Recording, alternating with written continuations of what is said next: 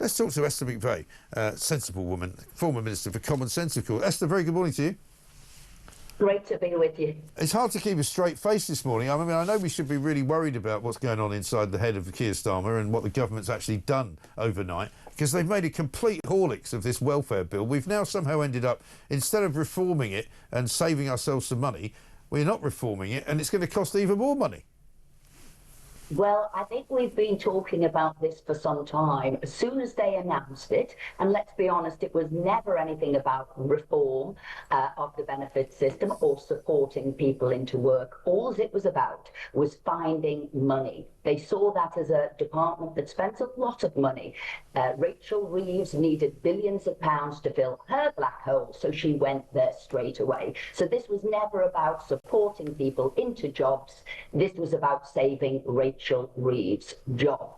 And that really was the start of the problem. Because really, you've got to think about welfare reform. What are you doing? How are you going to do it? And put it in place, which they did not. And that is where it all started to go wrong, and the backbenchers already started to put in their concerns, but nobody wanted to listen. Right. And then from there, it's got worse. Hence my question yesterday, which was a legal question. And remember, Keir Starmer goes on all about that he's a lawyer. Well, he hadn't actually checked out the most basic thing, and that was introducing a two-tier benefit system. Right. Well, this is the problem, isn't it? They haven't really thought any of it through. They were so desperate to try and get some form of bill through Parliament, notwithstanding their own rebel MPs, that they were willing to kind of sign anything, really, just to let it happen. Now, let's have a look at your question.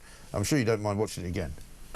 Has the government taken legal advice as to whether it is lawful to treat people with the same conditions, disabilities and circumstances differently within the benefit system? It is morally unacceptable, but does the minister believe it is lawful? I would simply just remind the honourable lady that her own party had different rules and different rates for people on existing compared to new benefits in future. That's something they did. Once again, members opposite seem to be railing at the very problems that they caused. I mean, poor old Liz Kendall doesn't really know which end is up, does she? I mean, I'm not even sure she's going to last the week at this rate. But I mean, here's an idea. Surely if you were somebody who was claiming for a disability, which you weren't claiming for now but will do in the future, and you were treated differently to somebody else who had the same disability, you might go and find yourself a nice human rights lawyer to say, surely this is against my human rights, isn't it? I think this is exactly what will happen. The whole system will be clogged up with court case after court case. I think actually that screeching, or yet another screeching U-turn by Keir Starmer could have been as a result of my question, because he realised then what a disaster it was. He realised it was unworkable, unenforceable, and it really was a lame duck of a policy, and all of his pressure from his backbenchers. But obviously, Liz Kendall there didn't answer the question. Had they got legal advice on that, she couldn't answer that. And yes, there has always been different when there's different types of benefits, so there could be incapacity benefit, right. So there will be people on different benefits. However, Ian Duncan Smith, when we came in 2010, introduced a brand new benefit. So you all start on a brand new benefit. I will also say you probably do need to constantly update the disability benefit, because what you see is people tell you how to fill out the forms online. Right. I mean, you get to know how to work the system, and for it to be fair and to the people, like the taxpayers who pay for it, it needs to be consistently updated, something Labour will simply fail to do because it's not in their DNA to want to change benefits. Well, that's the problem, isn't it? Because this really, really badly thought out plan by Keir Starmer and Rachel Reeves has left them now in a place where they can't really discuss whether there are people who shouldn't be getting the benefits. It's almost as though they've shut that whole conversation down. I mean, there was hardly anybody in Parliament yesterday talking about what Kemi Badenoch says is now a racket. It's not a safety net. You know, there are people claiming PIP who shouldn't be claiming it. There are, you know, 50% more people on sickness benefits than there were when Labour took over in July last year. So, you know, there's people, even as you say, showing people how to make the claims. You know, everybody knows it's a racket, but I just had a Green MP on called Ellie Chowns, who didn't seem to accept that that was the case, seemed to think that basically everybody who's on benefits deserves to get the money. And as long as you've got that attitude, you're never going to save any money. Yes, I did hear that interview. I got some facts up that she got wrong, so I might read them out.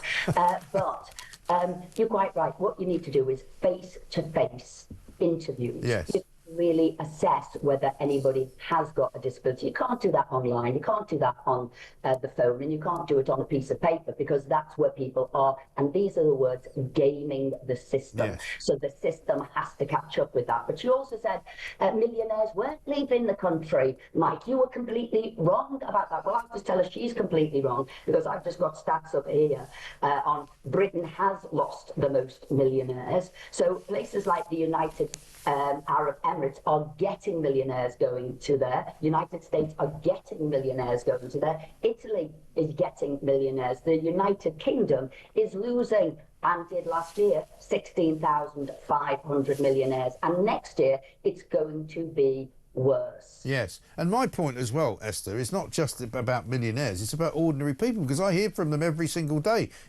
You know as well as I do, when you do this kind of job, you hear from ordinary people who have got businesses, who have got kids, and I'm hearing from loads and loads of people who say my son or my daughter have decided to move to Australia, they've decided to go to work in Dubai. You know, I'm going to pick up sticks, I can move my business, or I'm about to retire and I'm sick to death of paying too much tax in this country. You get a sense of what's going on out there, which she didn't seem to want to recognise, and there's loads of people who have just had enough and they're just getting out.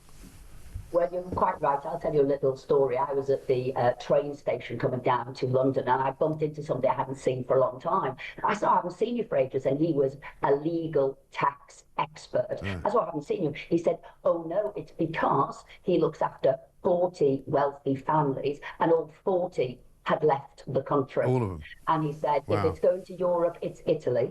If it's younger people, so usually older people to stay close to the family, are going to Italy. Right. If they're younger, they're going to Dubai. He said he had one going to Singapore, so that isn't normal. That's usually the sort of Italy, yeah. sort of Dubai that we're getting. So like you rightly said, she isn't speaking to people. I don't actually think she wants to hear that answer. Like you said, evidence-based is very different from a belief or an opinion or a proposition, which is what they're putting forward. And we know this Labour government isn't doing any impact assessments. It's not doing any modelling.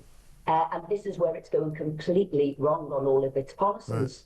Right, exactly right. And of course, one thing we can see from the front pages again this morning is that the people coming the other way are certainly not millionaires, but they're coming here to live very nicely off the taxpayer. Thank you very much indeed. Front page of the Daily Mail, 20,000 this year and counting.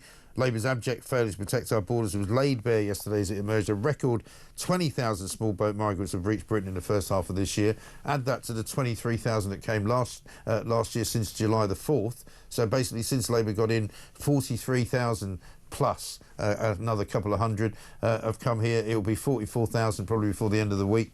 It's too much, and as the Mail says, all of these people will have to be fed, housed and given free healthcare, and most of them will never leave. And that's true, exactly.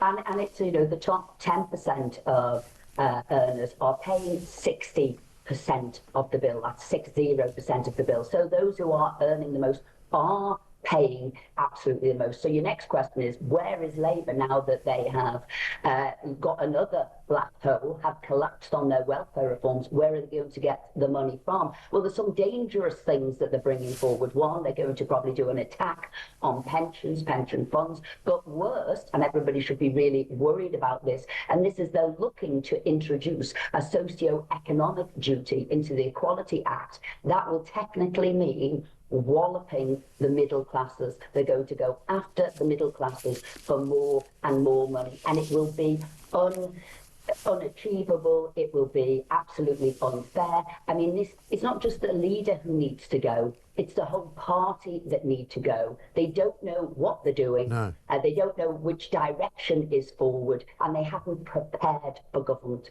Well, you just heard Pat McFadden there saying, you know, he doesn't want to talk about all the different moving parts. When he's asked a direct question as one of the most senior members of the Cabinet, how are you going to pay for this new welfare reform bill, which apparently is going to mean that you need more money rather than less money, and he can't answer the question. You know, this is the problem. Keir Starmer can't answer the question. Rachel Reeves is nowhere to be seen. You know, what's going on? Well, I think they don't want to answer the question because, like I say, it will be absolutely horrendous, the squeeze they're going to do. They can't go after businesses, so they will be going after the middle classes and the pensioners. And look at the U-turns they've done. So for winter fuel U-turns probably cost them £1.25 billion. The welfare U-turn, £1.5 billion there. The scrapping the child benefit cap is £3.5 billion. I mean, we're talking billions upon billions, as well as what they're not getting now from growth, because businesses can't afford all of their tax and welfare reforms and the working rights reforms. I know, it's absolutely extraordinary, absolutely incredible. Esther, listen, we've got to run. Thank you very much indeed. Good to talk to you. Esther McVey, former Minister for Common Sense. You read her column in the Daily Express, of course, every week as well.